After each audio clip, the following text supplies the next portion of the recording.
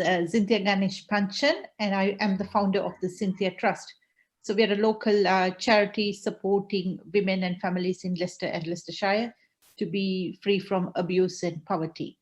A massive part of the work that we do is supporting women, women and girls fleeing domestic violence and honor-based violence or any form of abuse. So that is what we will be talking about today. The main focus of our session today will be around domestic violence and how to support, how to identify the telltale signs and also what support is available in our community, because it's only through supporting each other, I believe, that we can put an end to, or at least mitigate this abuse that is taking place in our communities. So feel free to ask me questions at the end, and then I will try to my best of ability to answer you. But also, if you want further support, you can always contact me, as the organization will have my contact details. So thank you. So what is domestic abuse? Now, many times we hear this word, okay, there's domestic violence happening within relationships or between families, and then we quite don't get it right yet, because there's a belief that domestic violence is simply about physical abuse. Yes, physical abuse is a part of the violence and the abuse, but there's more to it. For example, over the last year, over 85% of the women who reported violence and who accessed our support services in the city and the county also reported that they had gone through other forms of abuse, such as emotional or psychological abuse. They have gone through sexual abuse, they have gone through financial abuse and emotional abuse. Now, that is a quite wide area, and people tend to think, when we talk about sexual abuse, we think that a stranger is like assaulting you, or a woman who you know on the streets or in the park, or because that is the media representation about sexual abuse. But unfortunately, sexual abuse can take place within intimate partner relationships. So there's many times that women come and report to me, they say, oh, I was raped by my husband, I was raped by a closer relation within my family, and sexual abuse take place. So we tend to forget that. But equally also there is the emotional abuse. And the emotional abuse is very complex, because if it's physical abuse, you can see the bruises, you can see the punctures, you can see the black eye. But with emotional abuse, it is not like that. It can happen in a prolonged period. It can start with simple things like humiliating you, demeaning you, and gradually it can intense to the extent that even sort of making women believe what the perpetrators want us to believe, that, for example, we are ugly, we are fat, we are insane, or we have mental health. And those are not things that we do have, but the perpetrator makes us believe it, and it can be a very, very long-term process. So that is there. But there's also the financial abuse. Now, people don't understand this, because traditionally men are supposed to go to work and women are supposed to take care of the home. And men are, that is the traditional way of looking at it. And men were supposed to support the family within the given means. But increasingly we are seeing lots of financial abuse, because the roles have changed. Now men and women equally go out to work. Men and women equally are earning and support the families. But there are many women who come to us and say, oh, I'm earning, I'm going out and working hard, but I can't, he is not allowing me to keep my wages. Or simply, I'm a housewife, I'm looking after my family, but my partner is not giving me enough money to support my family. And it's deliberate. Sometimes they count the number of pounds you get a week, what you can, they strictly say, this is what you can spend on, I'm not giving you any more, even to buy simple basic needs. So those are the kind of abuse that take place, but also preventing women from buying the bare necessities for the house, for their children, milk, travel, or counting their money. And those can be many forms of abuse that take place. And these are very difficult to identify, but it happens. Now, I know women who come to us have been in this city in marriages for 6-7 years, yet don't have access to a bank account. Or they don't even have a bank card. Sometimes when they do have a bank account, it is a joint account and it is controlled by the partner. Their wages go into this account, their benefits go into this account, but they don't see a penny. And it's not only about not giving money, but also sometimes when they have this type of accounts and partnerships, they force women or the victims to take loans, to borrow money in their names. And then actually and they have a debt, but actually the benefit of the debt goes to the perpetrator who enjoys the benefit of it. Yeah, and women are responsible to pay. Many women don't have access, even don't understand that they have shared ownership in their houses, on the deeds. So when the relationship break down, they're kicked and they may be made homeless because they don't have access to that finance or property. So those are the kind of abuses that we see on a day-to-day level as practitioners. And this is happening across all sections of society. It's not to say that women who are abused are only unemployed women, or women who are abused are who don't have skill or anything, or working class or anything. It happens across the board. And that is what we have to understand, that domestic violence or that form of abuse can take place anytime, anywhere, to anyone. And identifying the signs are important. So I'll give you some of the key facts about violence, because I said that it can happen at any place to any time. It is thought that 9 out of 10 people who know somebody who's been affected by domestic violence. Usually friends and family are the first to get to know it. There are over 11,300 calls to the local domestic violence helpline in 2016 and 2017 in Leicester. 253 rapes and 518 other sexual offences were reported to the police in Leicester. About 1 in 3 women living in Leicester may have experienced domestic abuse at some point at the age of 16, and 1 in 5 may have experienced sexual assault. Only around 15% of those who experience sexual violence chose to report it to the police.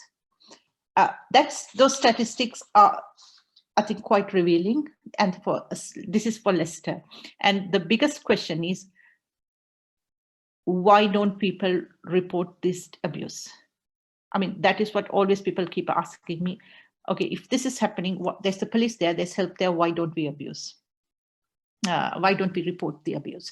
Now, that is a challenge. So sometimes, because people don't come forward to report the abuse, and so therefore we believe that there's more to these statistics. Because like I said before, in our organization alone, for the last during the last year, during the lockdown, the demand on our services went over by 67%.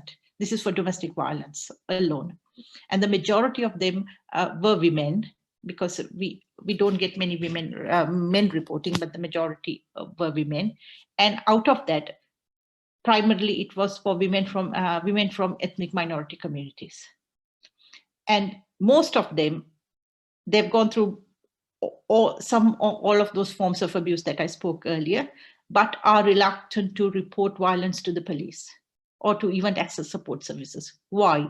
Because they believe that because there's stigma attached to being a victim of abuse. But also the family and friends play a vital part in these women not reporting violence, because we have this attitude that when we report violence, or because domestic violence is a private thing, when we report these matters outside, when we talk about this out of the home, either to our extended family or to the police or to service agencies, that we are putting ourselves in a shame, or we are bringing shame upon our families. So that is one reason. But also women do not know where to go to report violence or where to access support services. And that is what I said at the later session, we will be talking if possible, where can we access support services?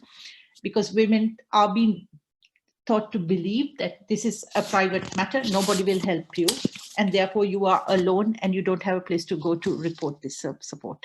So, which is not true. There are lots of support agencies out there, which we will talk about it. And increasingly, the law has extended, it's not just physical violence, but even emotional violence, coercive control, everything, the law can deal with it. So we need to encourage the people who we know to sort of either access support services or report the matter to the police. Now, I just mentioned about coercive control. Now, what is coercive control? But that is again a very complex thing. It's about controlling. It's about controlling. So the behavior can take many forms, because from time to time, I think, like I said, the perpetrator's main power lies when they control their victim. So that is why we say when a victim tries to leave an abusive relationship, she is in more danger, because at that point the perpetrator understands that he or she, for that matter, is losing control over the survivor. Now, coercive control can take many forms. Like I said, typically by forcing somebody or manipulating somebody. It's not just threat, but also manipulation. By forcing or manipulating somebody to do things against their will, yeah, and where the benefit of it or the satisfaction of it will go towards the perpetrator. For example, I'll tell you an incident we had a couple of years ago. There was this young woman who was being accused of growing cannabis in her property. And the police, of course, searched the property. Yes, she got caught they found cannabis plants in her property, and then she was taken into court. And at that point, nobody wanted to listen to her story, and the court gave her a severe sentence. But at that point, we managed to look into, she came to us for support to look for a lawyer. And then we went through her history, and then we found there was lots of domestic abuse in the relationship. It's just not about at that time, her current relationship, but also through previous relationships, she faced severe domestic violence.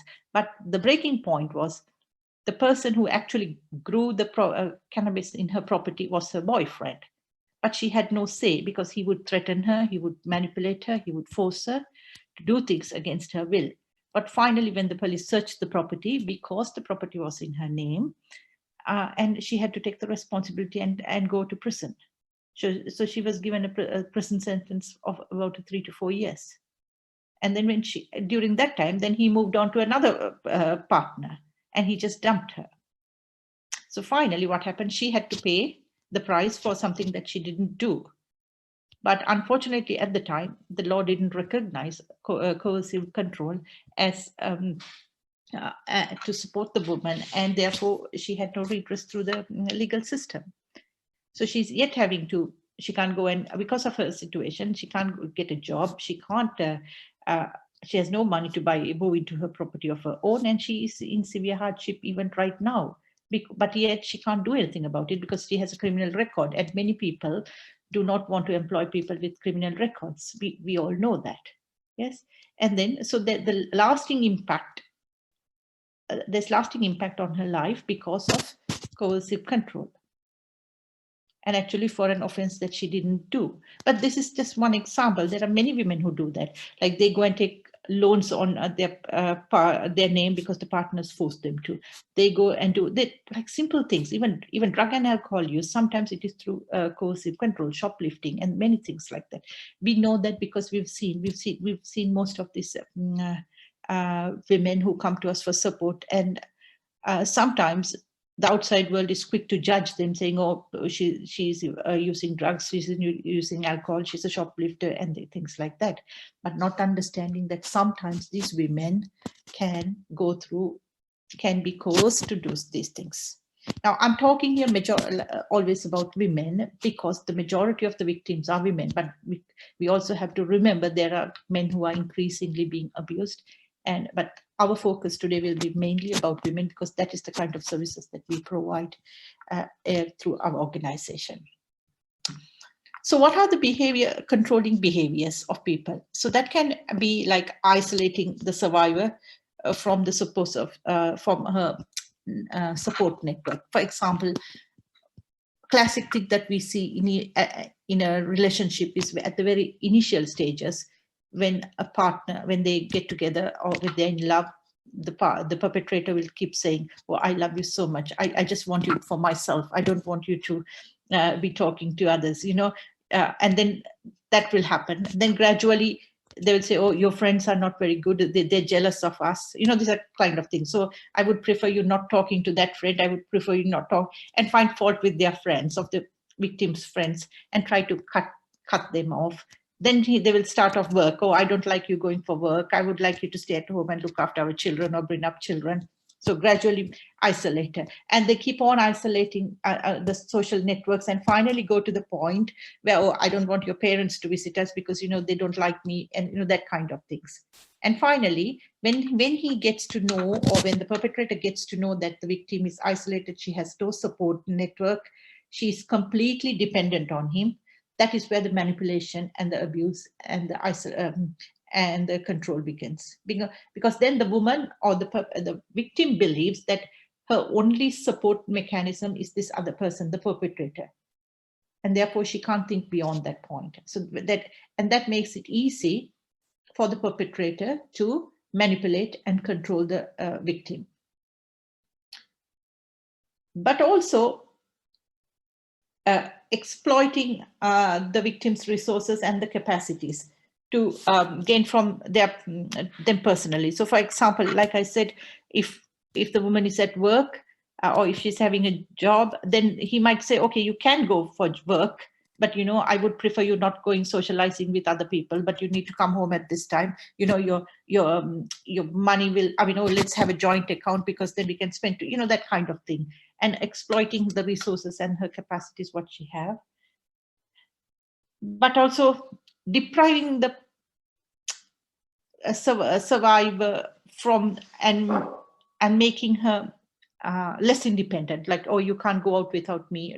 They wouldn't say you can't, but they would give excuses for them not to. Or if you go out with your friends, I'll be worried, that kind of thing. And making the survivor feels guilty for doing things in the pretext of sort of showing that he loves her and things like that, but also making the survivor feel guilty for doing things against his will. So that is kind of manipulation again. Also regulating everyday behavior. I don't know, you might have come across lots of women, or for that matter, even some men again, but who are always worried, okay, that they're to go out of the house without informing the partner, or always checking their phones. Oh, he will be calling me. Okay, or sometimes when you're having a conversation with somebody, she might be getting several calls and the husband or partner asking, oh, where are you going, what are you doing, that kind of thing. So regulating her behavior, regulating what she can wear, who she can see, what time she can go out, who she can go and visit, that kind of thing. So sometimes that can be done by force, but most of the time it is done through manipulation.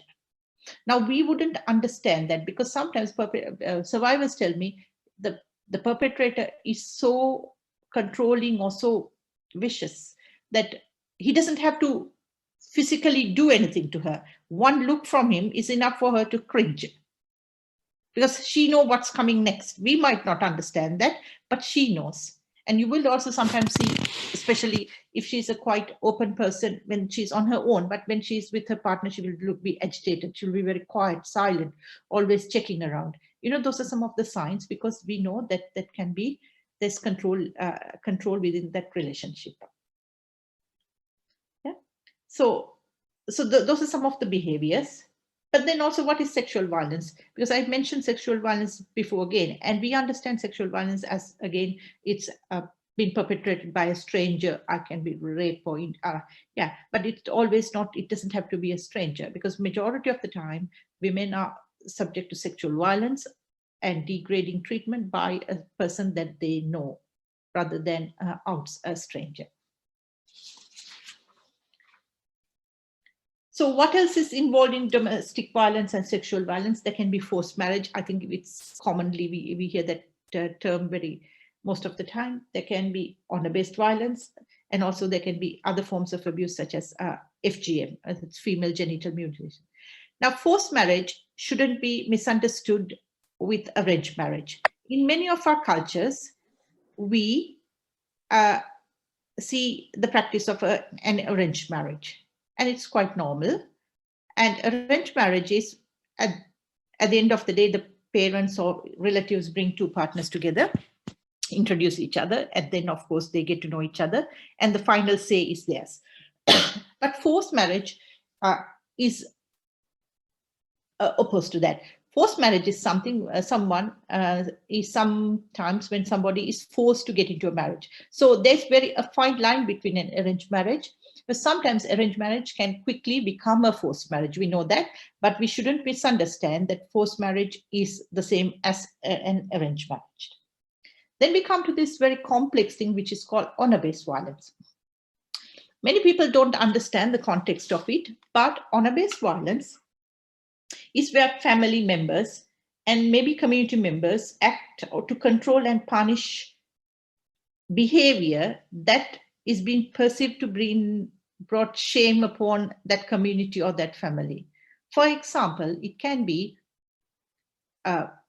sex out of wedlock. If a woman or man is caught of having sex out of marriage, then the family or the community can punish that woman for bringing shame upon the community or the family. Or sometimes we quite often see, especially in this era, that where either a woman or a man may fall in love with somebody who's not suitable, that the family or the community think is not suitable. That can be to another person from a different community, different religion, different caste, or any form of difference that the family or the community see is not compatible with theirs. And that can lead to violence. But also, like we know with many incidents that, which has caught the media attention, such as Shafi Ahmed, where simply the young girl wanted to live a westernized lifestyle, and therefore her parents didn't, she was subject to abuse, and the final, it ended up in murder. So that kind of thing. So that is where honor-based violence take place. And then we know in some of our community, in some of our cultures, yes, there's FGM or female genital mutilation practiced, and which is again a form of child abuse, because I know people give excuses to this, saying that it is cultural and it's religious and all that sort of, but FGM is not a religious thing. It is a cultural based violence. And of course, at the end of it, it is child abuse. We have to understand that. So those are some of the types of abuse. And then now abuse or any of this abuse does not happen in isolation, because we know, yes, sometimes maybe we see random acts of violence on the streets and things like that, but we don't class that as abuse, because sometimes two people might get provoked and beating each other and things like that on the street. We don't class that as abuse, because that is a different form of aggression or violence. But abuse has a long-term pattern. It also starts from it has a cycle. So we call this the cycle of abuse. First, the abuse begins, then comes the guilt. So you would see, or you would have heard, if somebody, say for example, the partner, if the husband beats the woman, so that is, then comes the guilt period. Then the perpetrator would be feeling guilty about this, and then saying, oh, I'm sorry, this is a one-off thing, I wouldn't do this again, you provoked me, or you didn't wash the dishes, or you didn't cook, or giving excuses to this because of his or the perpetrator's guilt. Then come the excuse stage, because like I said, oh, you made me do this. I had to do this because you went out with your friends without telling me. I had to do this, you made me do this because you were shouting at me or screaming at me, or you were arguing with me. You made me do this. So always they throw the blame on the victim. It's never the perpetrator's fault. It is always the victim's fault. And that is what we see even with rape and things like that. The immediate question is, what did she do? It's not about what the rapist did or the perpetrator did. What did she do to bring this upon herself? And that is one very reason women are reluctant to come and report abuse, because they consider it's a shame that they did it. Because the guilt is there within them. They take the responsibility for the perpetrator's violence, which shouldn't happen, but that is where the cycle works. So many of us have done this in the past, when something happens, we always try to take the blame for ourselves rather than giving the responsibility for the person who actually committed that violence or that act of abuse. So that is where the excuse started. Then comes the normalization of that behavior. So the one-off beating becomes a regular thing. Maybe it happens once a week, then it happens twice a week, then it happens, yeah. So then even the perpetrator, even the victim knows, okay, if I do this, what is coming next is a beating. And therefore, I will prevent doing it. Or some people just continue doing it and get the beating. And then the behavior become normalized. So there's no guilt afterwards there. Okay, so the perpetrator has established that, okay, this is what I will do to you if you behave in this manner. So it's normal pattern. Yeah. Or even if it's no fault of the woman, there is a perpetrator goes out, have a drink, and he comes home, then the woman knows that what's coming next is the beating or the abuse or the verbal abuse or the humiliation or the throwing and things and pushing and pulling and that kind of things, or even the sexual assaults. Sometimes there can be no violence, like physical violence at all, or no signs, but it's the continuous sexual assaults that happen within that marriage and within those closed doors. So the behavior becomes normalized. Then comes the fantasy period. Now, when it comes to this stage, the fantasy is about the perpetrator pre-planning. What am I going to do how am I going to abuse?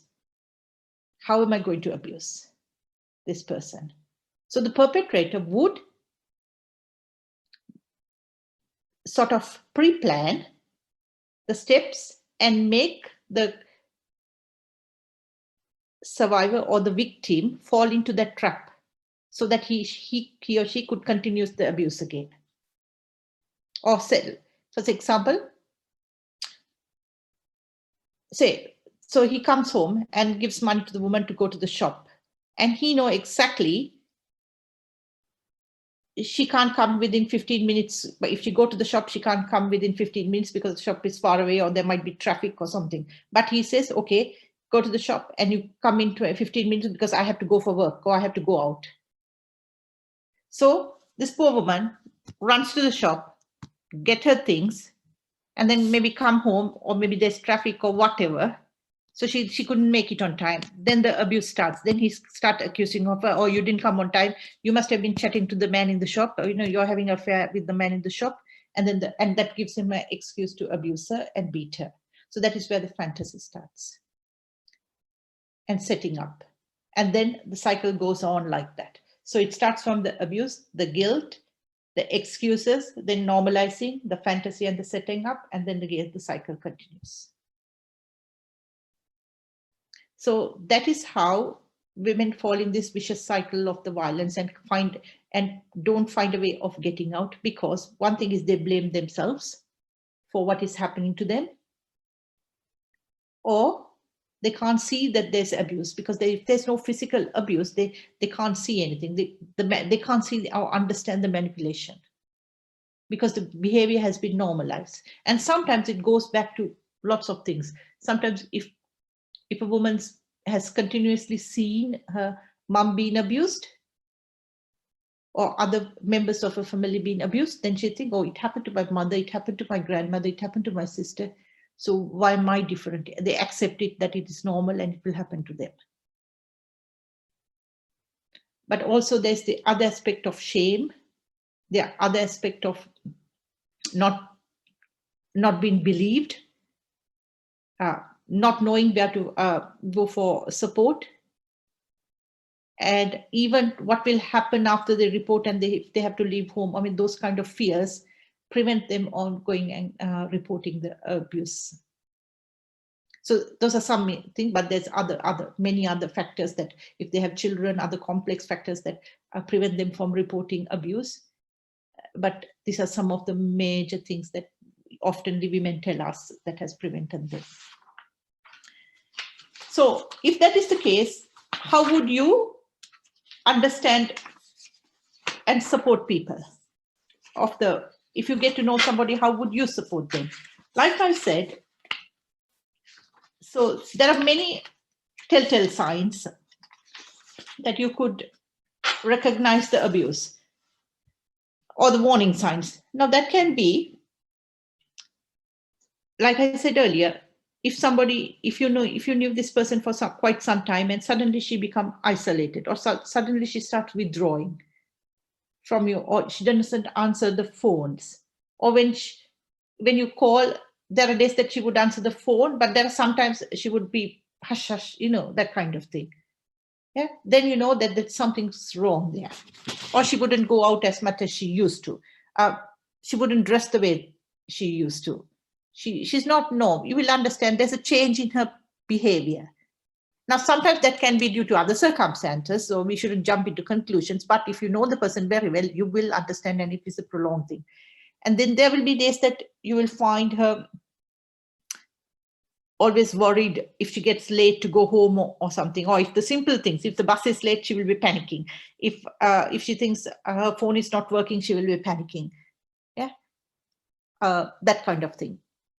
And most often, if it's financial abuse, you will get to know that she's finding it difficult to manage the household budgets, or not having money, or wouldn't have money to go out to socialize and things like that. So those are the kind of things. But then sometimes you will see, even in the evening, wearing dark glasses, wearing long sleeves to hide the bruises. So there are some of those telltale signs. Suddenly falling into like tearful, and then saying though she haven't spoken to her family for some times and things like that. Those are some of those minor things that you could pick up and see what happens. Then people who are physically abused will have always will have accidents. Like, if you ask, oh, what happened? Oh, I fell down. I have a bruise. What happened? I fell down in the bathroom. I knocked my door. I slipped my foot. That kind of things. They will miss school. They will miss social occasions without any explanation. And then again, like I said, they would wear forms of clothing is unsuitable to that given time or evening or morning or weather changes. So that is the thing. If you're socially isolated, you will be sort of restricted from seeing family or friends, rarely go out in public, will have limited access to money, or they will be really finding it hard. But they will also have low self-esteem, because that's the worst thing that can happen to a person, because the longer the violence happens or the abuse take place, the control take place, you also lose the confidence, because one thing is you keep blaming yourself, but also the perpetrator keep telling you that, or you're no worth to anyone if you're not with me, you're fat, you're ugly. Yeah, nobody will have you if I don't have you. Even your parents, now he's isolated her, but then he put the blames on others, saying, oh, see, your parents are not visiting you, your family don't care about you, I'm the only one. So she has very less self-esteem. They might even go to the extent of personality changes and disorders. Will always be depressed, anxious. I mean, those are some of the signs. So then how can you support her? Usually be vigilant, look out for your friends all the time. If you come across this type of behavior in someone, try to talk in confidence, but never speak in front of the perpetrator, but talk in confidence if you can, and try to signpost her to other agencies, specialist agencies who can help her. That is the most important thing you can do, because you or your family members don't try to intervene, because it's, yeah, you will try, but then it only becomes, it will be sort of, then he will try to, if he gets to know that the family knows, then he will try to find other ways of doing it. So do not try to intervene, because we have this tendency going to the family. I mean, in many of our cultures, we have that when there's a problem, we go to our family and the family try to intervene, but it can only sometimes become worse. So signpost the victim to a specialist support agency who can help with. It can be either a domestic violence support service or a sexual violence, rape crisis. There's plenty of other agencies in Leicester, or even to the police. But sometimes women don't want to report to the police. And bearing in mind, most of these agencies, when they see a survivor, they wouldn't force them to go to the police. People have this, oh, if I go them, they will ask me to go to the police. No, it doesn't have to be like that. We can support these women, or for that matter men, without having to go to the police. There are other ways we can help them with, emotionally, psychologically. There are counseling support services, yeah, or simply even giving them the confidence to cope up with the situation if they have to, yes, and things like that. So there are other, and even if they're going through financial abuse, yes, we can look at benefits, look at bank accounts, we can do all that. They just simply don't have to go to the police. But if it's really, really severe and the perpetrator needs punishing, then that's a different matter. Then we will have to look for the welfare and the safety of the victim, as well as any children involved or anyone in that relationships. Yes. So those are some of the signs, and that is where you could go for support. And if an emergency, please call 999. That we tell everyone, because that is more important. Because if it's the woman, or if somebody's life is in danger, then you would have to, that is the only way that we could, the police could get into them and then start the support process after that. And women don't have to feel ashamed. They don't have to feel alone, because there are support agencies out there who could continue to support them throughout the process, until even if the matter goes to court, or even after the court, till they rebuild their life. And we are one of those agencies. So that's what we would leave it there. So I hope that covers it in a snippet, but if you have any questions, I'm okay to answer, because I'm mindful of the time.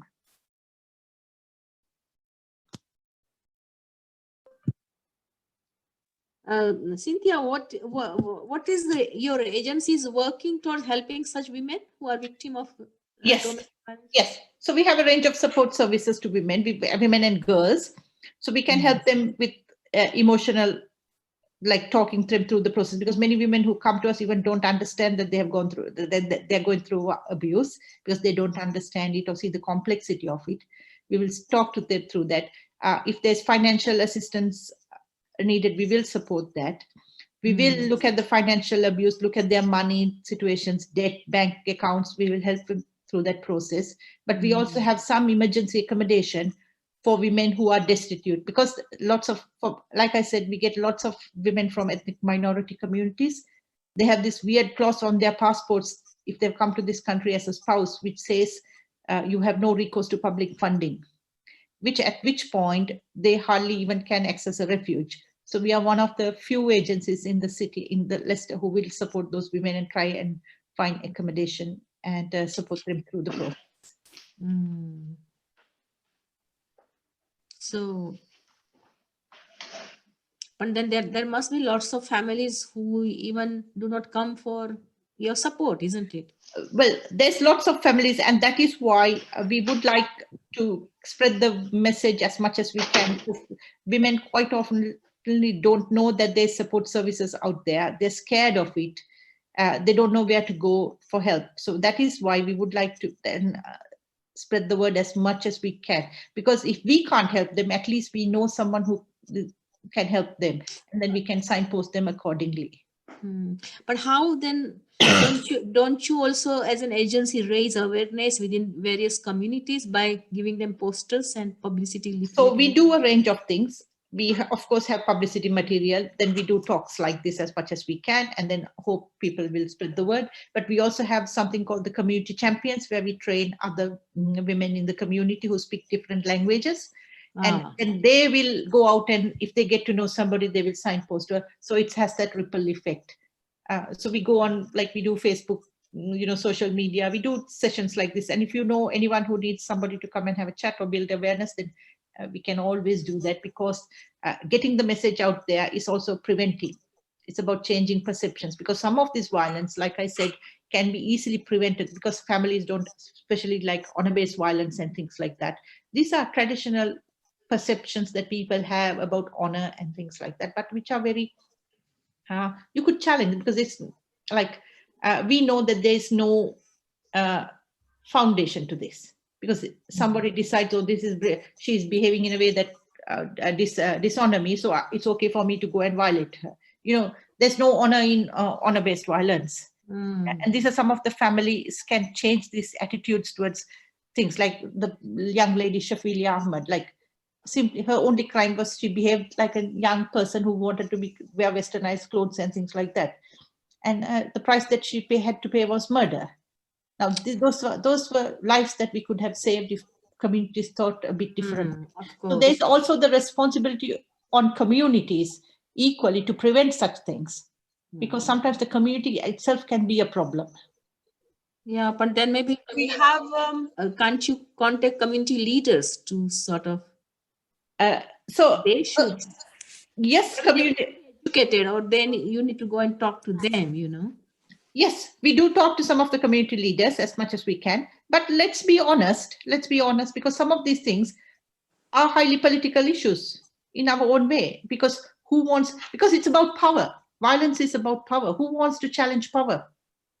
And sometimes we have to understand, even within community leaders, yes, they want to look nice. They don't want to take the risk sometimes and go out and say somebody, don't beat your woman, it's against, because that will say, who are you to tell me? Or they will lose their power. You know, let's be honest. I mean, these are discussions, these are hard choices, hard topics that we have to talk and take it. And that is where the problem is. But yes, there are some very good community leaders in Leicester who are continuously talking and trying to convince message. But it is going to take means long what I mean to say that it's not going and interfering with that family, but sort of keeping talks and you know, with the community, and this kind of lectures should be arranged. So at least this raises the awareness. You know? Yes, it is happening. There are lots of good people out there, like working hard, but yet it's a challenge because it is all the time evolving. You know, people find perpetrators, you know, I wouldn't call them clever. They are very manipulative. They find new ways of manipulating people and abusing people. And it comes in different forms. Thank you very much. Anybody else who has a question or would like to raise anything? Yeah, where are you based, Cynthia? In Leicester? Yes, so we are based in Town Hall, just facing on number 12 Bishop Street. Okay. Facing Town Hall Square. But we do talks across Leicester and Leicestershire. Okay. And also if a victim is unable to come to us for whatever reason, we can have a initial conversation over the phone and find other ways that we could support the person. The opposite the town hall used to be some another building. I mean, that building Yes, it used to be the children's services a long time ago. Okay. Yes. So the address is in the chat as well for whoever wants to grab it, please do. It is in the town, isn't the city center? Yeah, but these days we can always do telephone because of lockdown and things like that. But our services are open, and we will be more than happy to have a conversation with anyone who call in, or either way through social media or through the telephone. Yes. Lovely. Okay, great. So Cynthia, Andrea has recorded this. We will put it on the YouTube. Yes. And we'll send that link to a lot of people. We also sent our Vinod Kotecha so he can send out to all his other members. Please. You know. Thank you. And then you would like to have it as well, no? You want to put it on? Of course, yes, because then we can always, one thing is it is also improving the support, but also spreading the message out there and letting people know that if they need help, there are agencies like us or anyone else out there. Yeah. Okay, great. I think it's a very interesting talk, and I didn't realize that there are so many types of abusive domestic violence. Is it nationally? Where does it happen more? In which Midlands? No, it happened across the country. It happens across the world. So, like I said at the very beginning, no one is immune to it, and it can happen anywhere. It's not within one community. It happened across all communities, across all ethnicities, across the gender. Yes, and it's a universal problem. I think we're taught all the time to be careful from outside abuse, but not everybody is teaching us that abuse can come from inside, from our homes, from our dear ones, family. And I think it's even worse to kind of deal with that, because obviously people do care for their family, do care for the perpetrators, or it starts with that. So it's kind of like difficult for them to understand that this is an abuse and to kind of like be able to protect themselves from that, isn't it? Yes. So Yes. it's quite difficult to face that. It's a very sensitive stuff, and I do not know how one can even educate the whole family, because they should stop doing this sort of thing. If ideally. Okay. Yeah. I think let's sometimes I know, I think we all women here, we can have that conversation openly sometimes, because like many of the women who come to us and abuse while report while, I mean, or tell their stories, and if you understand, it is just simply not by their partners, but it is also the extended family, like your mother-in-laws, sister-in-laws, so I think family has a vital role to play, and we as women, sometimes we also have to take responsibility, because sometimes we can be the perpetrators ourselves unknowingly within our own families, because of this cultural, the reproduction of the culture that we say, or without our knowledge, we sort of become the perpetrators. So, yeah. And therefore, family can play a massive role in reducing or putting an end to this kind of practices. Many things that I just don't know whether is there any way how one can educate people in this kind of stuff. It's the continuous awareness raising, but also I think challenging as an individuals. I think we sometimes have to challenge those traditional practices that abuse women and sort of disempower women, or for that matter, even men. Yes. Okay, great. Anybody wants to ask any questions? I think that was really very, very interesting and very eye-opening, especially for somebody like me, because I didn't know that. Means I knew sometimes in India, my father was in a social work area, so but not in this kind. He was for the orphanage and other area, It's quite often people ask me, is this happening in Leicester? Or they tell me, oh, I thought this only happens in India, it only happens in Pakistan or my place, or it's like, when this is happening in Leicester. And I'll tell you, yes, it happens in our own backyard. Are there? Have you done any survey that which city has got the most domestic violence problem? I can't tell you that, because I haven't done that. Okay, all right. What can communities do to prevent this? Is there a way to kind of like awaken the communities, or everyone to kind of? I think for me, I think there are many ways, like you say, building awareness, supporting each other, identifying and encouraging victims to come forward and report it or access support services, but equally changing some of our attitudes, perceptions that leads to this kind of abuse within the wider family and the wider community. And not continuously blaming the victim, because that is a major reason for survivors not to come forward, because they feel ashamed, they feel humiliated, then they keep blaming themselves. I feel that it is not only physical, it is a mental torture as well. Yes, it is, because it is the worst thing, and it's a prolonged thing. And sometimes women come and tell me, oh, I can't bear this torture. And when they say torture, they don't identify it as physical, and you know exactly what you say, because it is the mental, because for them it's torture sometimes, because that is the only thing that keeps playing in their head yeah, and for them it is torture. Yeah. And I think it's even difficult to kind of like bring proofs of what's happening, because they'll be like, oh, he's not beating you, nothing's happening, you seem such a lovely family outside, but probably only they know what's happening inside. Yes. The house. Yes, but then that is what I said. These are like, because the law has now changed, and it's just simply not about physical violence, and there is remedies, and the law takes into account, and people can help and support you. Great. That's great to know that we have agencies that can support. And yes, there are a couple of agencies in Leicester. Ours is one, but we have the national helpline, and then we also have the local helpline, which is run by the Commission Services UEVA. So there's a number of agencies supporting. Yeah. Do you have also kind of a communication between different agencies? So we work together, we work in partnership, because sometimes we have to understand it is a complex matter, and most of the time, not one agency can respond to all this. For example, if somebody is picked up by UEVA for physical violence, and then they would signpost us, that lady, to us to address the financial abuse, because we are one of the agencies who's best placed to do that. And then accommodation wise, we might talk to women's aid, women. So we do lots of the police all get together, and we have a partnership working place. Great. Because that's how best we can support someone. That is very important. Yeah.